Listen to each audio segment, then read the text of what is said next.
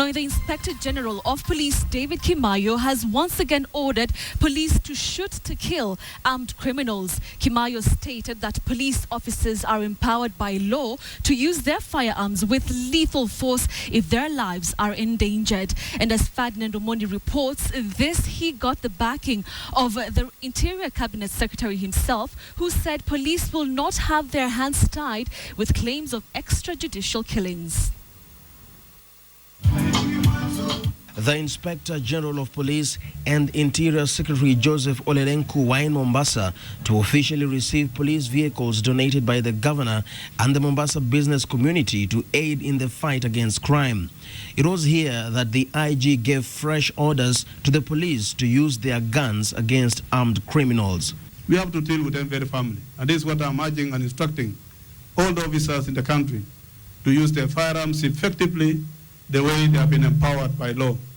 Kimayo dismissed concerns that some officers may use this order as an open season to flout human rights.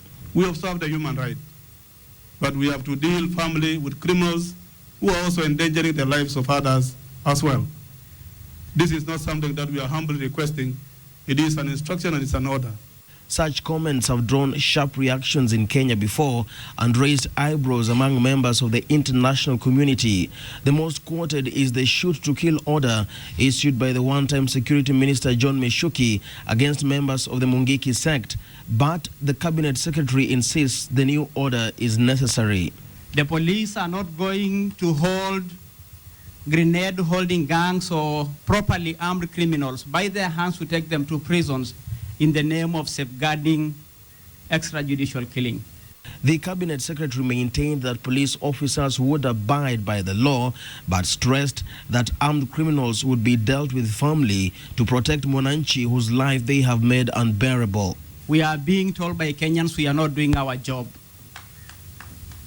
We will therefore not accept to have our hands tied for the Kenyans to continue to suffer in the name of extrajudicial killing. That must be made very clear. Some of us were really hurt when there were issues, usalama day in, day out. Because you know what? This is a tourist destination. And for us to realize 24-hour economy, we must first of all deal with the issues of security. These comments were made even as human rights activists pleaded with Parliament to resist amending police laws which would give them more liberty on the use of firearms amid widespread claims of extrajudicial killings and gross violation of human rights carried out by the men in uniform. This is something that we will wish to bring forward in Parliament and will be seeking to try and get answers as to the reason why of late we have been having a number of extrajudicial killings. Yet again, the police service came under fire for massive corruption within its ranks, and the traffic police singled out for taking bribes as Kenyans died on the roads. Munakula paka kila mtu ajua mwala. Polisi wanahongwa vibaya kabisa paka wamelewa na pesa. That is blood money. Why should you accept to eat blood money? Why should you accept to have blood money and feed your family, pay school fee to your family with blood money? You are a killer yourself. Olelenku flagged off 11 police cars received from Joho for use in Mombasa, 6 of which are for patrols and 4 reserved for the CID. Joho also donated an ambulance. The comments by the top security officials will no doubt add fuel to the debate on extrajudicial killings versus safety of the police. But as it stands now, the orders are clear. Armed criminals will not be arrested, they will be shot. Ferdinand Omondi, KTN, Mombasa. Now, Deputy President William Ruto has weighed in on his trial at the International Criminal Court, exuding confidence of trampling upon the case. Ruto says the prosecution's failure to line up witnesses to testify in the case portrayed an ill-prepared prosecution. Samogina has the details of a trial webbed in a continental push to house the trials and refer them to be prosecuted in Kenya. The Deputy President, who departs Monday for his trial proper, is optimistic his case at the ICC will come a cropper. Ruto, who addressed a rally in Nyeri, says God's grace was already manifesting itself in the case, resulting to the adjournment of the trial till Tuesday next week. Si hata mkiona ile kesi inaendelea huko, si mnaona maombi imejibiwa tayari? Mnaona maneno ya uongo imeanza kuonekana? Lakini tunamuomba Mungu na hiyo kesi itapotea na sisi tutakuja hapa tufanye kazi tujenge Kenya.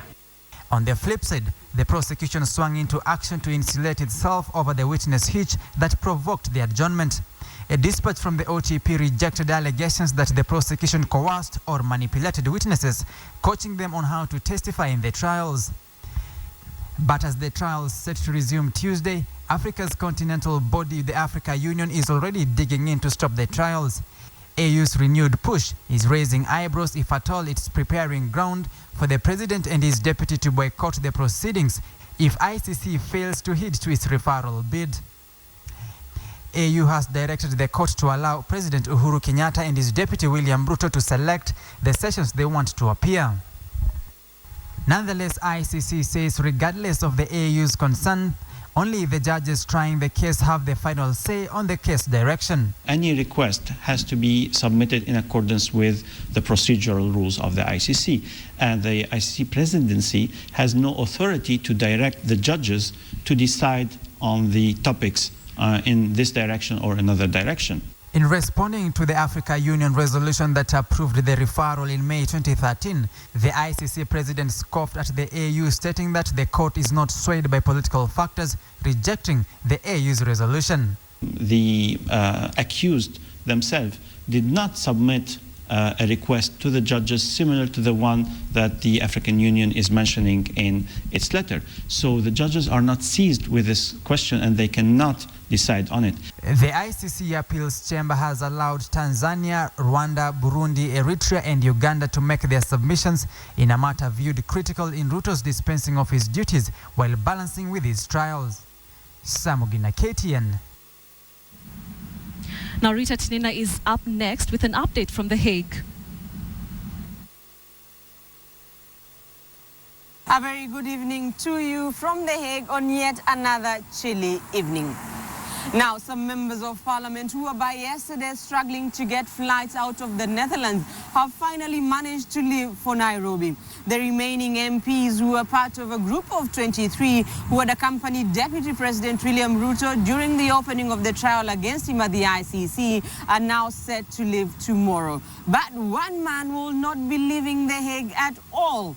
William Ruto's co-accused Joshua Arap Sang says he cannot travel back home even after the ICC adjourned the trial against him due to financial constraints. But that is not all. Sang's visa has restrictions. We visited him earlier on in the day at his new home.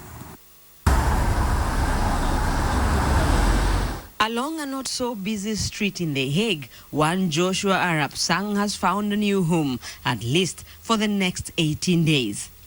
At one corner of the flat, Sang tries to keep in touch with family and friends through the social networking site Facebook, the closest he will get to them for now. Even after the ICC adjourned the trial against him and his co-accused Deputy President William Ruto on Tuesday, Sang cannot leave The Hague. Kwenda na kurudi ni kumaanisha ndege, kwenda na kurudi ni pesa. Na pesa hizo mimi sina wakati huu. Sasa itakuwa ni uketi hapa na unaona vile hali anga huku inanyesha, mara inyeshi, baridi, mara jua. A trip back home, he says, would have been perfect and not because of the weather. Mimi mpenda ng'ombe sana. Kwa sababu kuna ng'ombe wangu mmoja na ngojea azae, ningependa niwe nyumbani kiona akizaa. But for him, it is not just the finances that are keeping him in The Hague. His visa restricts him to staying within the vicinity of the International Criminal Court. Ingekuwa hata imeahirishwa hivi na hiyo visa ilikuwa inaniruhusu kutembea Holland yote, ingekuwa ni vema kwa sababu mimi ni mtu napenda ng'ombe sana. Ningekuwa nimeenda kuona vile wanafuga ng'ombe wao, His flat has the basics, among them a kitchen, a lounge area and a computer. But despite the comfort, Sang says the duration of the trial will be tough for him. Watoto wangu unajua nimezoea kuwa na wao. Kila jioni wakitoka shuleni, mimi nafanya homework pamoja na wao. Na imagine sasa hii mwezi huu wote tutakuwa na wao. Sang is a father of 3 children, aged 9, 6, and 4. He says at their tender age, they now know of a place called the ICC. Niliwaambia tu kwamba kuna watu ambao walisema niliua watu, nilifanya mambo haya. Na wakastuka sana, akasema lakini daddy sio mtu akuua watu. Nikamwambia wamesema, na sasa nimeenda hiyo nchi inaitwa Holland kwenda kuangalia watu na kusikia Kenya wanasema. In court on Tuesday, during opening statements by legal teams, Sang, in an unsworn statement, made an impassioned plea to the judges to drop the charges against him, saying the court has the wrong man. And here, there's somebody saying it on there. 4 days, according to them. The government just was so lenient to me. I was too short to be noticed by law. With 3 days before the trial resumes, with no money to fly back home and with a visa that restricts his movement, Sang is finding ways of keeping himself busy. Maandishi ama statement ya mashahidi, kwa sababu mawakili wangu wamepewa, tumepewa, nitakuwa napitia. He says he can't wait for the day he will return to Kenya to be with his family and to have some ugali and mursik. Earlier on this evening, we got the clearest indication that the resumption of trial on Tuesday will go according to plan. One of the witnesses whose delayed arrival led to the adjournment of the trial against Deputy President William Ruto and his co-accused Joshua Arap Sang is finally in The Hague. Witness number 536, we are told, arrived in The Hague yesterday, and the prosecution will in the next few days be preparing that witness to take the stand come Tuesday. We are keeping it here in The Hague, but for now I hand things back to you in studio in Nairobi.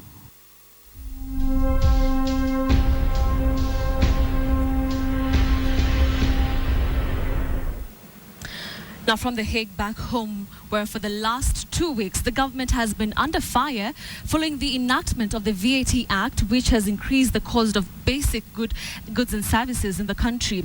But the state now says the new law was not to blame for the price increments, and instead consumers were being exploited by unscrupulous traders. So who is to blame for the current state of affairs? Adelaide Changole has the details. The first week of September came with a new twist as Kenyans were presented with a price shocker thanks to the enactment of the VAT Act. Prices of textbooks, exercise books and milk went up by 16%, forcing parents to dig deeper to purchase crucial school implements. But now the government says the VAT has nothing to do with the price increases and blames retailers, terming them unscrupulous. We have further noted that such traders have, without reasonable cause, adjusted the prices of basic commodities such as wheat flour, maize flour, bread and medicaments, yet these commodities are exempt from tax. This claim is backed by manufacturers who say they have not increased manufacturing costs. Manufacturers, and I have done a check across our milling sector, our steel sector, our furniture sector, our milk processing sector, nobody has raised prices. The government has now put the traders and retailers on notice, saying they would prosecute anyone found to have increased the prices for their own benefit. So I hereby direct the KRA to immediately pursue such unscrupulous traders who are adjusting their prices on the pretext of charging VAT so as to comply with the new VAT law. And any trader who will be found to be contravening the provisions of the new law will be liable to prosecution and penalties under the law. Analysts insist that the new law will increase the cost of living substantially. High taxation obviously reduces the standard of living, both practically and empirically. Anytime a tax is levied on goods and services, say, for instance, that were not subject to it before, it means definitely that there'll be a marginal increase in prices. And if that increase in prices does take place, some people will decide that, hey, instead of paying an extra or close to 15% more, 16% more, then they may not buy that service. So there may be a constraint in consumption. Dairy producers have also raised alarm about the law, saying the tax will encourage people to buy cheaper milk from the informal sector, thus exposing consumers to health risks. The effect to the consumers is that they will tend to go to the unprocessed milk. Again, that one is now going to increase the hokti milk. And the biggest losers will be the Mwananchi, who will see the value of their money fall. In fact, it has affected us so much. Believe me, it's hard. It's very hard.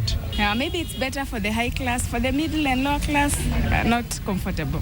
After weeks of recrimination, both the government and the manufacturers have absolved themselves from blame, leaving traders holding the ball and the blame for the recent price increases. And on this, the traders have received the strongest warning yet: cease and desist or face the full force of the law.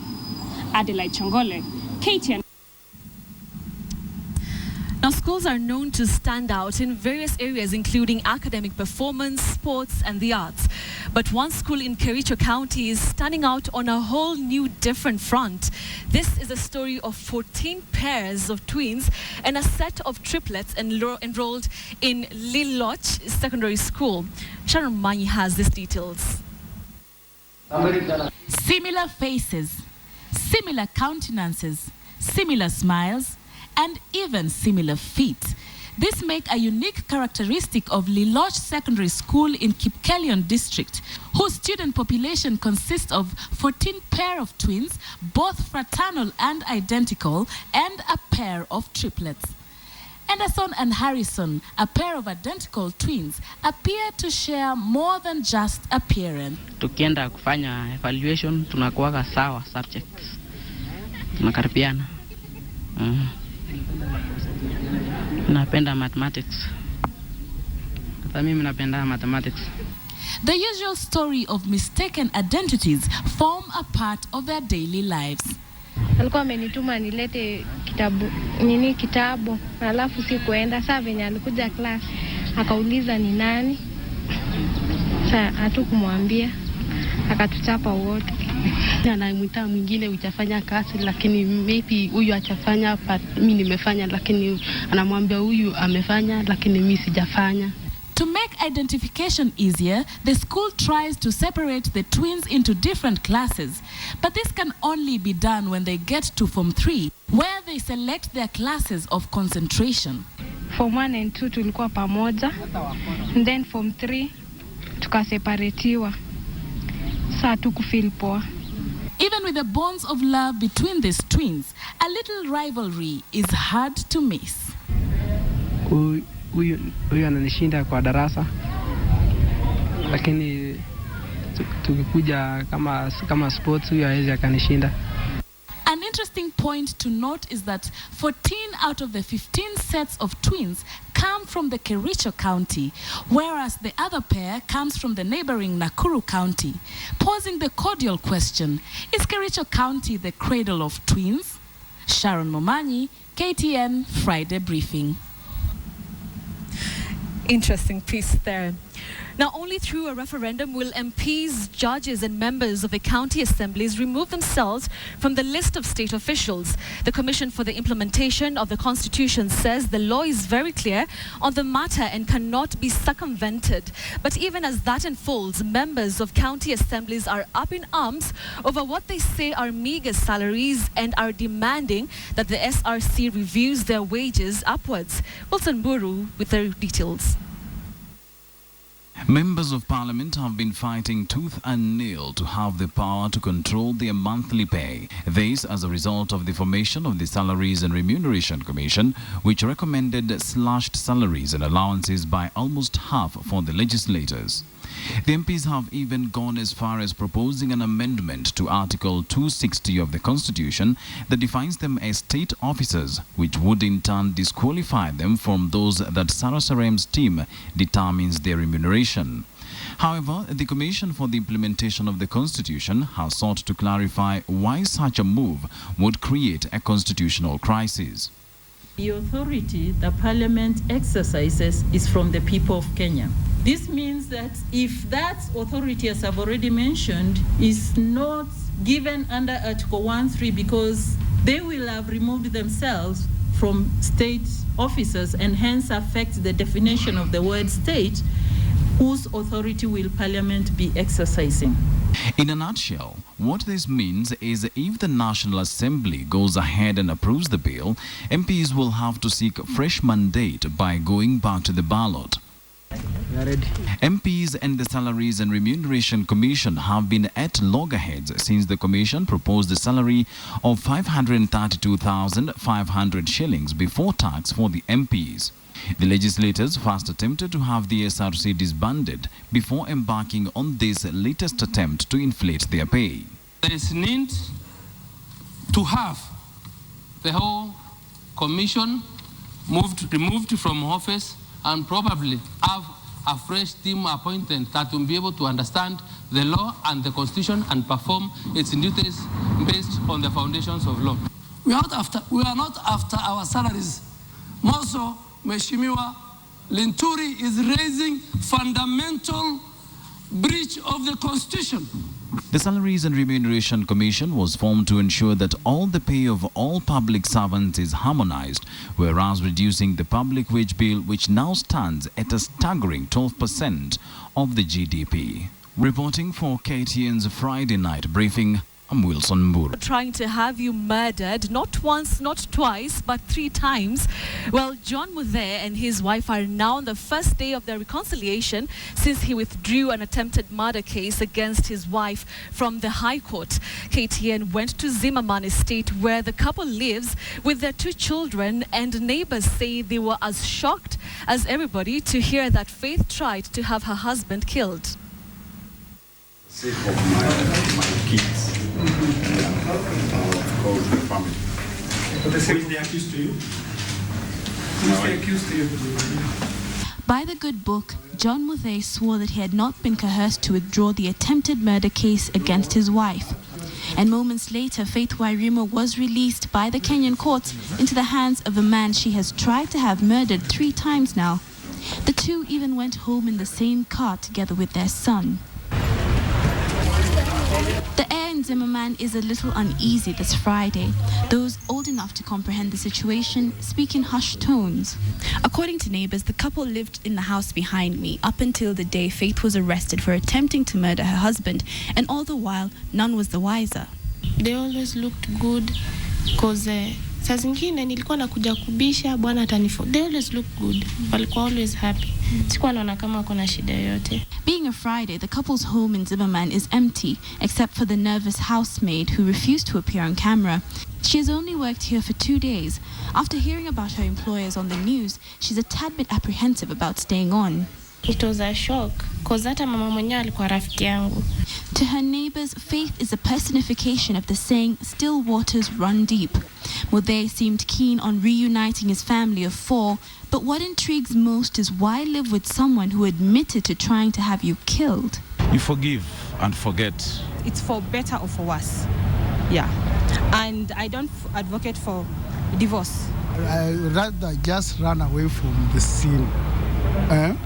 And maybe just inform her, okay, you are too smart to have done this thing, but too late because I knew, I discovered you. It will be hard to forgive. All in all, the old Swahili adage goes, and I dare translate directly. If 2 loved ones fight, take a hoe and go farm. When they make up, take a basket and go harvest. Only they know why they do what they do. Let's just hope Muthe and Faith stay out of the headlines for good this time. Catherine Omwando, KTN. Now, court leaders led by former Prime Minister Raila Odinga trooped to Samburu where they reignited the referendum debate. The court leading lights maintained that despite the criticism and cynicism targeted at them for pushing the issue, they were not supporting referendum just to occasion fresh elections. Raila says the push is meant to support devolution to enable the counties freely implement their development agenda and jumpstart growth in areas that have been left behind for decades. The leader spoke during a Thanksgiving ceremony for Julius Leshomo at Kisima in Samburu County.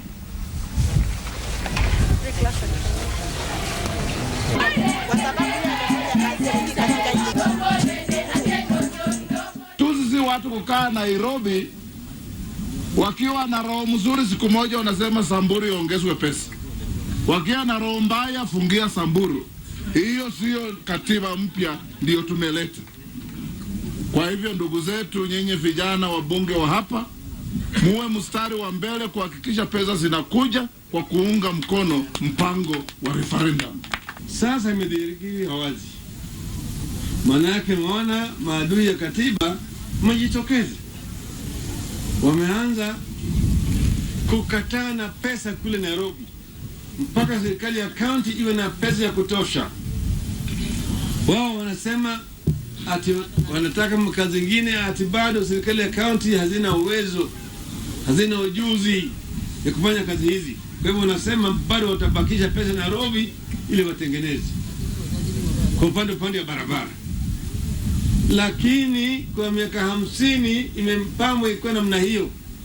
Pesa imekuwa Nairobi na hii mabarabara hazijatengenezwa. Mpango ikibaki namna hii, miaka 50 tena itakuwa mambo ni hali. Kuna eneo zingine ambayo barabara ukienda ni kama ile ambayo naenda Jehanamu. Now it's that time of KTN Friday briefing when things get heated up. Time for our guest anchor. Great to see you, Joakali. Same here. Are you nervous? Kidogo tu. At least I feel at home. You feel at home? I've done my job. You've done your job. Sasa Joakali, unajua nimekuwa nikisikia songs zako tangu nikue. Is it primary, secondary ama acha nisiseme sababu unajua kuna watu wataanza kucalculate age yangu nyumbani. Lakini huzeki? Nadhani mziki na nikipiang. Alafu utanyoa lini? Luda pisa amenyoa, DNG amenyoa. Okay, nadhani nikiretire. Ukiretire. Na hiyo si anytime soon. Okay, sasa home umeacha nani akiwatch? Sababu unajua mimi ile siku nilikuwa naanza kusoma news, kila mtu mwingi alikuwa amekaa kwa TV anangoja basi anza kusoma news. Najua leo umeacha watu nyumbani wakiwatch.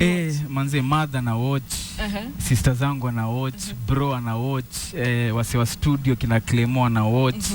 Yani ni noma. Meja nilimwona kikutweet. Pia Meja amenitweet pia na watch. Okay, umeifikiri utaifanya kitu kama hii kwanza kwa station ya nguvu ka KTN? Trust me, yani ni opportunity noma sana. Yani sikuwa imagine kabisa. Yani noma. Noma ni vile utasoma ama noma ni opportunity na experience? Everything. Vile tasoma, opportunity, yani kila kitu iko poa. Sawa. Sasa hapa KTN unajua sasa tumezoea ngoso kidogo, alafu watu walisema lazima wafundishe shen kidogo. Leo niliitwa Roro, sijui inamaanisha nini. Mtoto. Huyo ni mtoto. Kwa hivyo yani si sema mroro ama roro. Kawe ni Roro ajab. Mtani siseme ni Roro ajab sana. Mimi ni Roro ajab sana. Kabisa. Sawa. Sasa tulikupatia script yako. Iko hapo ni I think ulisema hii ni rahisi. So rahisi. Watu wanangoja, watu walikuwa wanasema Joakali anajua tu kuongea genge na sheng. Wacha leo nionyeshe vile mimi ni versatile. Sawa. Kwa hivyo sasa kamera yako ni unataka kusoma na kamera gani? Nafikiri kamera 2 iko sawa. Iko sawa. Kwa hivyo wewe utasoma, nimemwambia kupeleke pole tu. Sawa. Kwa hivyo wewe soma, alafu tutaona vile umefanya after tumekuja. Haina noma. The slap of VAT on essential goods is perhaps driving low-income earners to have numerous ideas on just how they can put food on the table. In the last few days, supermarkets have seen an increase in the number of shoplifters, most of whom steal basic items kama sabuni, items kama shuge, any items tu za kawaida mpaka maziwa manze. So shop owners are now forced to invest on CCTV cameras as the vice is on the increase. Winnie Kamau reports. An innocent look may sometimes be deceiving, but a new style of shoplifting is surprising many as those caught wear a sincere, innocent look. This video clip depicts 4 women caught shoplifting in an electronics shop in Nakuru. Unknown to the attendants, the women disrupted their attention and made away with a laptop, a tablet, and a number of checkbooks and a mobile phone. In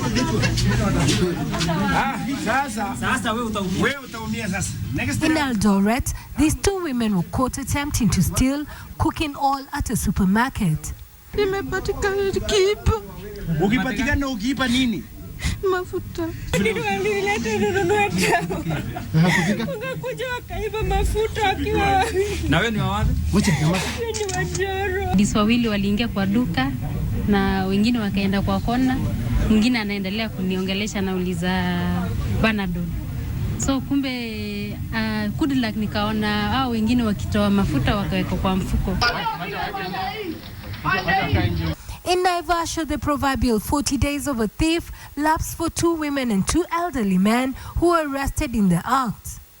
Take a look at this man looking out, not knowing that the CCTV cameras were capturing every moment of him in the shop. And when he thought his mission was accomplished, he was ambushed. Seems like women are perfecting this vice, walking into supermarkets 2 by 2. In Bungoma, these women were caught attempting to steal airwaves. Shopkeepers are now forced to invest in CCTV surveillance camera. Na wamekuwa wakiiba sana, wamekuwa wakienda hata si mara ya kwanza, juu hii ni mara ya kwanza tumewashika. Lucky enough wamerudi tena, and then by the help of the camera manage kuwashika. The police are warning members of the public against shoplifting, warning the consequences are severe. Whereas shoplifting has always been associated with young men, the new shoplifting by women has taken shopkeepers by surprise. Winnie Kamau, KTN, Nairobi. Manze, wewe ulikuwa Winnie Kamau sio? Manze, yani life imekuwa hard sana, yani manze, mpaka wasee wana go to extent ya kufanya vitu kaa hizo, yani si fiti manze. Kwa hivyo yani mimi ningependa sasa tu kuuliza, yani vile na perform sasa hii, ningependa get feedback yenu. Twitter handle ya KTN @KTN Kenya, @Kyalo na mimi @Jokali Gang. Au sio? Ningependa kusikia feedback. Alafu Betty, imekuaje? I'm so impressed. I'm so impressed. Yani, I'm sure Collins Njaro unajua ni alikuwa hapa last week. Alikuwa poa lakini I think umemshinda by far by the. Sasa experience yako imekuaje? Unajua umezoea kwa stage, labda ndio maana uko so easy. Experience yako hapa KTN imekuaje? You know the lights ni nini? Unajua hizi ni cameras ndio, but behind these cameras there are millions of people watching. Manze, yani naweza sema ni kitu poa sana. Yani na vile tu umesema, na feel ni kama niko kwa stage, ni kama na perform ya wasee. Wasee wako hapa ndio, lakini na feel ni kama nika watu wengi wanani watch. Sasa leo nimeona tweet fulani mtu anakuita mali ya umma, public property. Mbona anakuita hivyo? Hiyo jina kwanza nilipewa na Juliani. Unaona, kwa sababu ni kuna tukiperform most of the time tukienda shows maybe na yeye. Yani wasee wananikimbilia, wasee wananisumbua. So Juliani alikuwa wewe ni mali ya umma wewe. So nadhani huyo msee maybe hata ni best ya Juliani. By the happy birthday. Najua ulisho jana ilikuwa birthday yako, lakini hatungeweza ku prepare cake for you. Ndio konataka keki hapa kule pamoja. Tutakuwa na kando. Sasa naona umeleta vitu fulani manze, nimekuletea wewe unajua vile ni mrembo kama vile mtaani. Unajua mtaani? Hizi si malines. Unajua mtaani si usemaga mroro. Mtaani si usemaga mbusu wa power. Wewe ni mbusu wa power, wewe ni mbusu wa nguvu. So nimesema lazima nikulete. Lazima nikulete t-shirt ya nguvu. Lakini itanitosha kweli? Haitakutosha. Kama unaonaje? Ina stretch. Ina stretch. Sawa. Maisha inatubamba sisi. Maisha inatubamba sisi. Aki thanks sana. So birthday yako ilikuwa jana, happy birthday. Thank you. Alafu pia niko na album yangu mpya imetoka. Nili release officially jana actually. So itakuwa kwa stores maybe kitu kama next week hivi. Album ni Tugenge ajayo. My third album. Tugenge, si tugange. Tugenge. Okay, sawa. Tukimalizia na na nibeshta yako ananiambia kwamba time yetu inaisha. Lakini kabla uende kuna watu walikuwa request kama unaweza wafundisha the latest sheng words, maneno ya sheng. Okay, naweza sema kuna moja kwa confused. Kama uko confused siku hizi wasee usema kuteveva. Sema kuteveva. Sawa, umeniteveva. Jokali, asante sana. Thank you so much for coming. Thank you. Great having you. Pia mimi nashukuru sana. Lazima utarudi. Thanks for the album and the t-shirts. Yeah, you're welcome. Wow. All right, that was such an amazing experience. Joakali, he's known as Malia Uma Public Property. He read the news. There were many questions if he's going to be able to read, the auto cue and everything. But I mean, I think you've seen it for yourselves. Thank you very much for all the tweets that are coming in. You can also tweet him and tell him how he performed. Remember, this is open to anyone, and every month we will be selecting at least one person from our audience who's going to be participating on the guest anchor. He or she's going to be seated right here with me on the hot seat. Let's now take you to Joy Doreen Bira for the day's business. Joy, good evening. Betty, well, what do I say? It's not an easy job to anchor, is it? But I know me, I think he felt so at ease on the set. Exactly. And despite the fact that I didn't quite understand, the sheng in there, but I think he really did very well. And well, today on Business, we're going to be telling you more about the Jomo Kenyatta International Airport and just how a car park at Unit 4 has now been turned into an arrivals terminal. Thank you all for joining us. Now it's time for business. My name is Joy Doreen Bira. The government now says it will use the 1.5 billion shillings revenue to be generated from the 1.5% input levy for other plans. The money was initially planned for the construction of the standard gauge railway. However, Kenya recently received funding from the Chinese government to construct the railway line stretching from the port of Mombasa to the Malaba border. Railway, it might be needed also for maintaining the infrastructure at some point. Really, if we may be converted like the road maintenance level, we also want to maintain the railway so that it's not dilapidated over a long period of time. And again, you have to reconstruct in future. And after the inferno, that was quite not good news for Kenya. International arrivals at Jomo Kenyatta International Airport have been transferred to the car park of Unit 4. This is expected to ease congestion at the facility. Operators work overtime to restore normalcy at the airport. Weeks after the inferno that nearly paralyzed operations at the Jomo Kenyatta International Airport, the facility is slowly getting its groove on. According to the facility managers, the airport is nearly a full operation status as they work overtime to normalize operations. We've been able to convert the parking garage into an international arrivals that will be able to handle about the 9,000 passengers who arrive at JKI every day. This morning, a section of the airport's Unit 4, initially designated as a car park, was opened up for use by international arrivals. This is meant to ease congestions around the airport and free up current temporary international arrivals at the presidential pavilion. The move has been welcomed by airlines operating at the facility, among them national carrier Kenya Airways. If you look at the new international arrivals, which Lucy mentioned, there was a parking garage.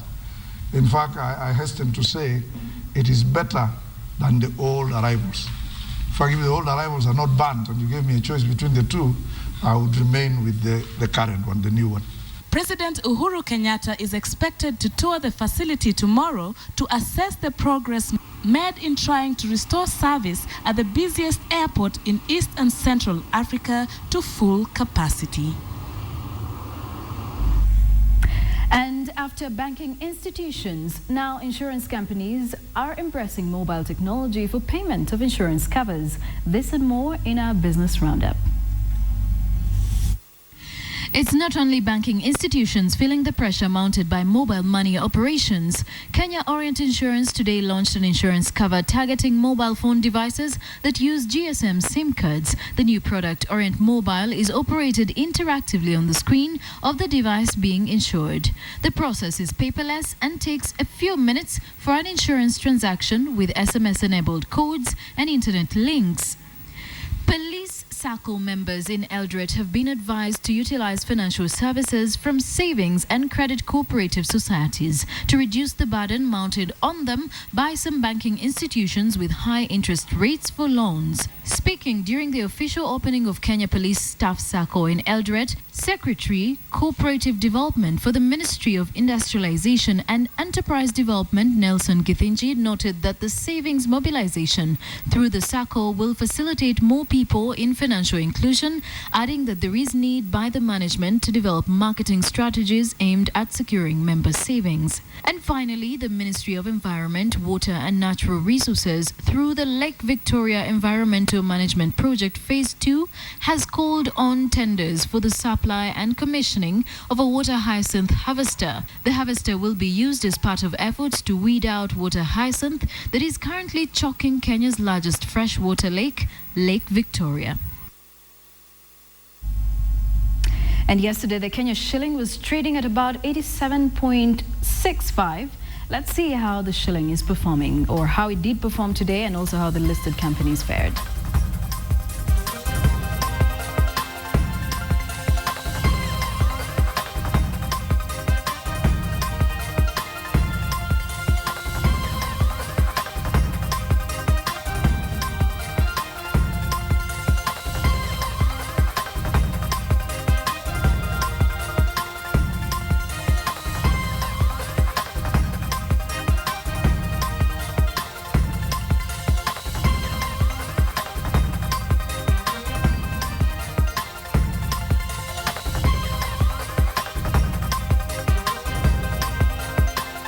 Friday, we introduced yet another brand new segment on KTN Friday Briefing known as Mind Your Language.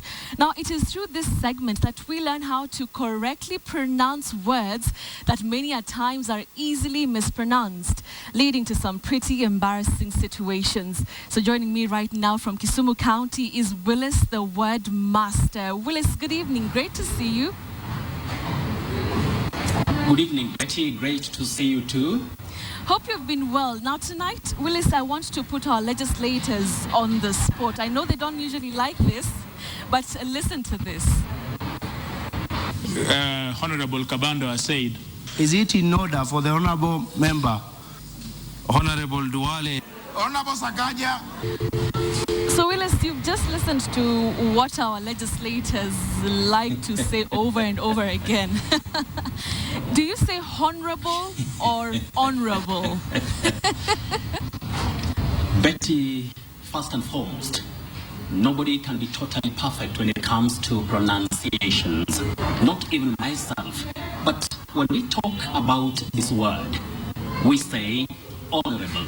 Honorable, not honorable. We don't puff that H. The H is silent. So we should talk about honorable, honest, honor, honorary, or our. So that H is silent. So people find themselves talking about honorable, but we don't have that puffing of H. All right, thank you very much for that. I hope they'll borrow a leaf from what you've just said and pronounce that word correctly. All right, let's move on to the next one. Give you an example. Someone who says, I hate the congestion in this city, and someone who says, I hate this congestion in this city. Who among them is right? Is this congestion or congestion? Betty, when we talk about received pronunciation, this is the standard pronunciation that is based on educated, speech. We say congestion, congestion. Just like we talk about digestion, digestion, not digestion. And we also have combustion, combustion. We talk of question, the question, not question. And finally, we also have suggestion, suggestion, not suggestion. I can hear my director getting excited, especially on the question and not question. All right, now last week, Willis, we got some amazing feedback on Mind Your Language segment, and I'll just sample a number of questions that were put across to you. Starting with at Nyalix from Twitter, he was asking, how to pronounce issue. Is it issue or issue? This is one that has so many problems when it comes to pronunciation. Well, Betty, when we talk about the English pronunciations, there are certain words in English language which have more than one acceptable pronunciation. For instance, we say issue, issue. That one is allowed. And the same word is also pronounced as issue, issue. Just like you have finance and finance, finance, finance, issue, issue. I like that one. So both are correct. All right, let's move on to Apopo Lantana, who said he doesn't know how to pronounce the word conscientially. I'm sure I'm even wrong. Is it conscientiously? We talk about conscientiously, conscientiously, not consciously, conscientiously. So it's a very tricky word, especially if you can remember the times when we have senior government officials being sworn in. It's a very tricky word for so many of them, or most of them, but the word is conscientiously. Very tricky. Very tricky indeed. Now the last one from Sinjera was, is it Jesus or Jesus? And if it's Jesus, how does the S transform into as? When we talk about English phonology, Betty, when we talk about English phonology, there are certain, letters which take different sounds, that is by way of transmutation. So in this case, we see the word and find ourselves, who are non-native speakers of the language, saying Jesus, Jesus. Most people mistake it to be Jesus. That is not the case. We say Jesus, Jesus. We have the long vowel E, and then we have Z, Jesus, not Jesus. Will, it's always a charm and always a pleasure having you. Thank you very much for your time. See you next week on Mind Your Language, and enjoy the rest of your viewing. Right, I'm Nicholas Mudium. It's now time for an English sports news. The newly elected IOC member Paul Tergat says he will rally sports stakeholders in Kenya to ensure Kenya's representative in future Olympics is spread beyond track events. Tergat, who arrived from Buenos Aires, Argentina this afternoon, told KTN he will see to it that policies that benefit Kenyan sportsmen and women are put in place in the shortest time possible.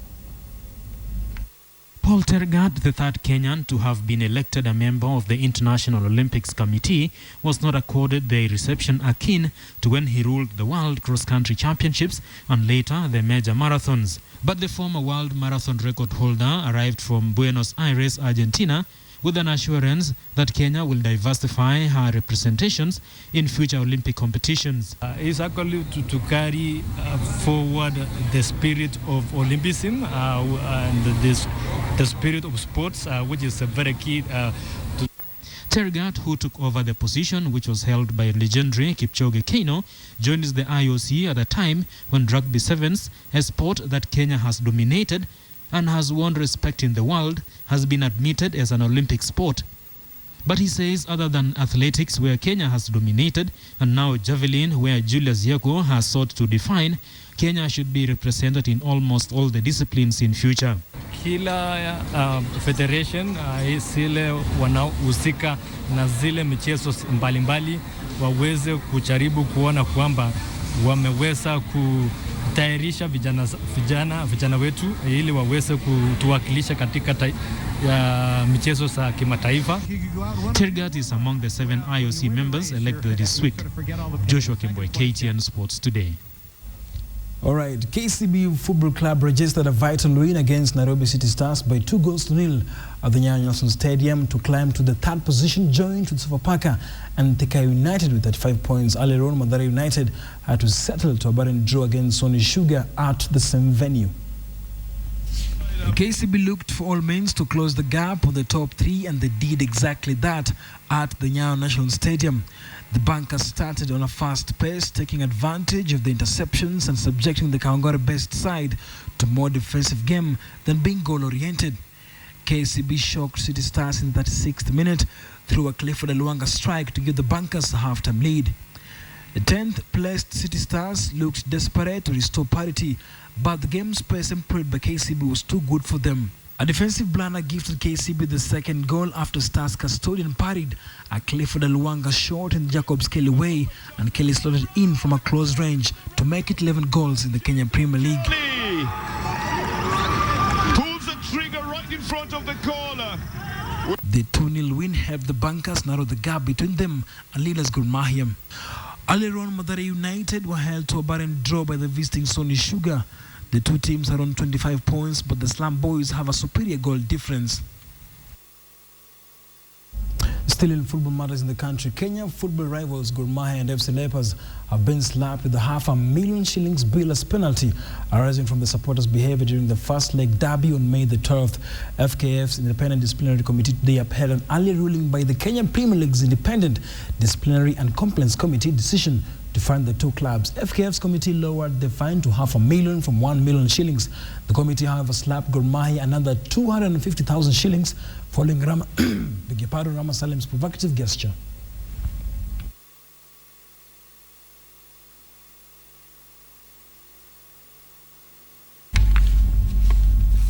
The national women's volleyball team is not having an easy time as they prepare to defend the African Cup of Nations title.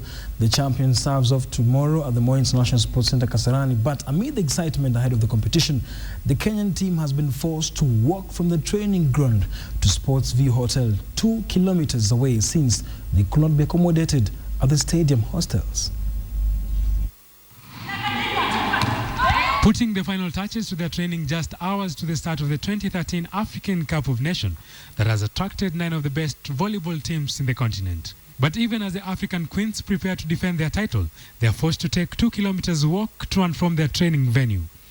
This is due to the unavailability of space at the Kasarani hostels. Kenya Volleyball Federation Chairman Waithaka Kioni feels that the national women's volleyball team is not receiving the attention that athletics, rugby and other teams are accorded. The Sports Stadium Management Board very late yesterday decided to deny the national team the use of the hostel facilities here, allegedly because they believe the federation owes them huge amounts of money.